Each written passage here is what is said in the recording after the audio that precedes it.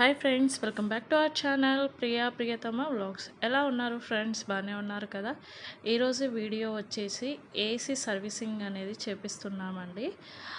Servicing అనేది ఎలా చేస్తారు, దానికి ఎలా టిప్స్ అనేది పాటించాలనేది చెప్పారండి. అది మీతో షేర్ చేసుకుంటాను.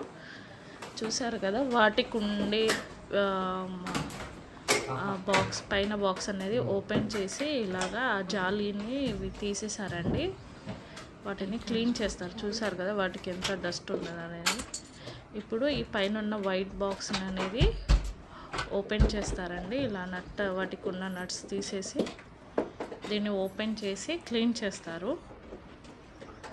వాళ్ళు ఏసీని ఎలా యూస్ చేయాలి మనము అనేది టిప్స్ చెప్పారండి. అవి కొన్ని మీతో నేనైతే షేర్ చేసుకుంటాను, మీరు కూడా పాటించండి.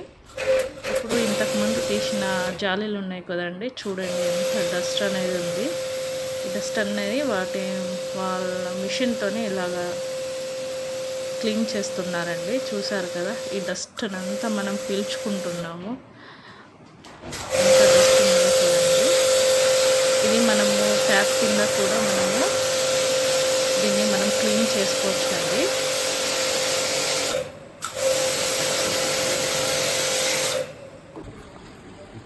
ఇప్పుడు ఆ బాక్స్ తీసేశారు కదండి, తీసేసి దానికి ఒక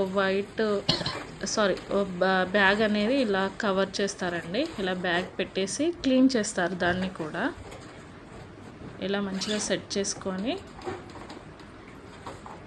కరెక్ట్గా వాటర్ ఎక్కడ లీక్ అవ్వకుండా సెట్ చేసేస్తారండి. ఆ వాటర్ కింద పడకుండా ఇలా బకెట్లో పెట్టేస్తున్నారు. ఆ వాటర్ అనేది మనకి కచరా అవ్వకుండా ఇలా బకెట్లోకి వచ్చేస్తుంది, వేస్ట్ వాటర్ అనేది. చూసారు కదా, ఇట్లా మొత్తము డీప్ క్లీన్ అనేది చేస్తారండి. చాలా బాగా క్లీనింగ్ చేస్తారు. చూసారు కదా, ఇలా మొత్తం వాటికి ఉన్న డస్ట్ మొత్తం ఇలా క్లీన్ చేసి తీసేస్తారు. మనం ఏసీని ఎవ్రీ 6 monthsకి ఒకసారి ఇలా సర్వీసింగ్ అనేది చేసుకోవాలండి. ఏసీ అనేది ఎక్కువ రిపేర్ రాకుండా ఉంటుంది సర్వీసింగ్ చేసుకోవడం వలన. ఆ డస్ట్ కూడా మనం పీల్చుకుంటూ డస్ట్ ఎంత ఉందో అది పీల్చుకోవడం వలన మనకి జలుబు దగ్గు అనేది మాటికి వస్తూ ఉంటుంది. అలాంటిది ఏం లేకుండా ఉంటుంది. అందుకే ఎప్పుడు సర్వీసింగ్ అనేది చేయించుకుంటూ ఎక్కువ రోజులు అనేది వస్తుంది.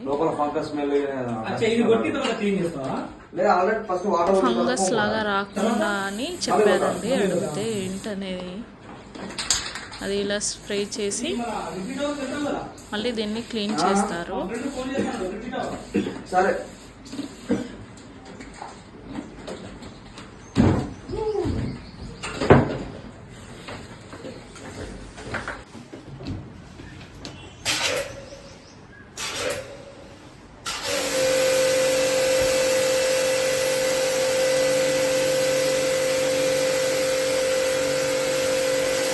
చూసారు కదా, ఆ వాటర్ అనేది అలా కింది బకెట్లోకి వచ్చేస్తుందండి. మనకి కింద ఏమీ వాటర్ అనేది పడదు.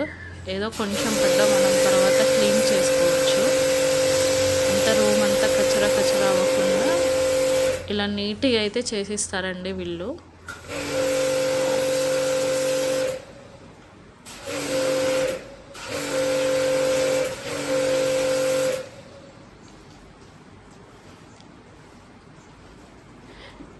దీన్ని మనం కూడా మేము 6 monthsకి ఒకసారి చేయించుకోలేము అనుకుంటే కనుక పైన వైట్ అది ఓపెన్ చేసి అందులో ఉన్న జాలిని తీసి మనం కూడా క్లీన్ చేసుకోవచ్చు అండి. ట్యాప్ కింద క్లీన్ చేసి అలా పెట్టుకోవచ్చు.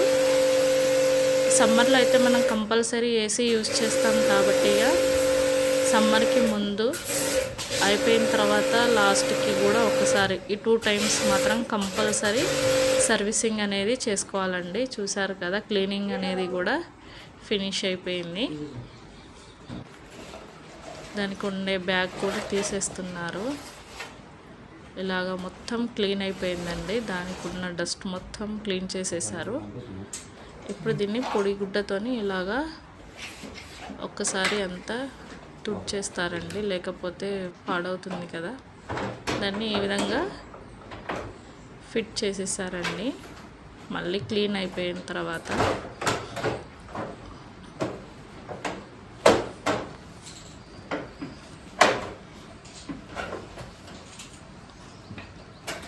ఇలా ఏసీ ఉండే రూమ్లో అయితే ఐరన్కి సంబంధించిన వస్తువులు అయితే ఏది ఉంచకూడదు అని అయితే చెప్తూ ఉంటారండి. నాకైతే ప్లేస్ లేదు కాబట్టి నేనైతే ఈ రూమ్లో పెట్టాను. మీరైతే కనుక మీకు ప్లేస్ ఉంది వేరే రూమ్లో అలా ఉంటే కనుక ఐరన్కి సంబంధించిన వస్తువులు ఏసీ రూమ్లో ఉంచుకోకండి. ఎందుకంటే ఏసీ రూమ్లో ఉంచితే కనుక ఆ కూల్నెస్ అనేది ఎక్కువగా అదే లాగేస్తుందంట, ఫస్ట్ అదే గుంజేసుకుంటుందంట. అలా మనకి పవర్ కూడా వేస్ట్ అవుతూ ఉంటుంది కదా, చాలా ఎక్కువగా వేస్ట్ అవుతుంది పవర్ అనేది. కరెంటు బిల్లు కూడా ఎక్కువగా వస్తుంది కదా, అదొకటైతే చూసుకోండి ఫ్రెండ్స్.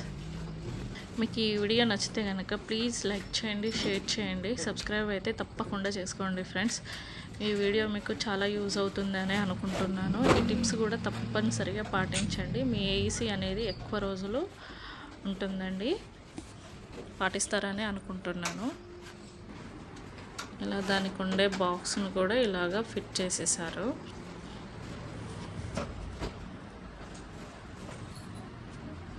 మీకు ఏమైనా వీళ్ళకి కాంటాక్ట్ నెంబర్ ఏమన్నా కావాలి అని అనుకుంటే కనుక నాకైతే కమెంట్ సెక్షన్లో కమెంట్ చేయండి. నేను వాళ్ళ నెంబర్ అయితే కమెంట్ బాక్స్లో అయితే పెడతానండి. కావాలి అని అంటే చాలా బాగా చేస్తారండి, చాలా నీట్గా చాలా బాగా చేస్తారు.